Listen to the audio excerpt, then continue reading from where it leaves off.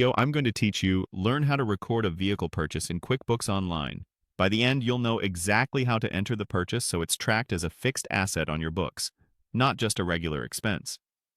This keeps your financials accurate and ready for your accountant at tax time.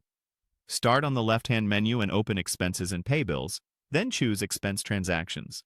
This is where you can see prior entries and create a new one for the vehicle purchase.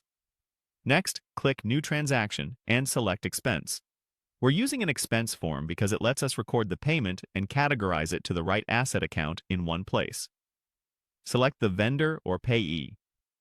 This is typically the dealership or seller you purchased the vehicle from. If the seller isn't in your list yet, add them so the record is clean and searchable later. In Payment Account, choose how you paid. If the money came from your business checking, pick the bank account. If you used a company credit card, choose that card. If the owner paid personally and the business is reimbursing or treating it as a contribution, select Owner's Equity. The goal is to reflect the real source of funds so your balances stay accurate. In the Category field, select Fixed Assets, then Vehicles. This is critical.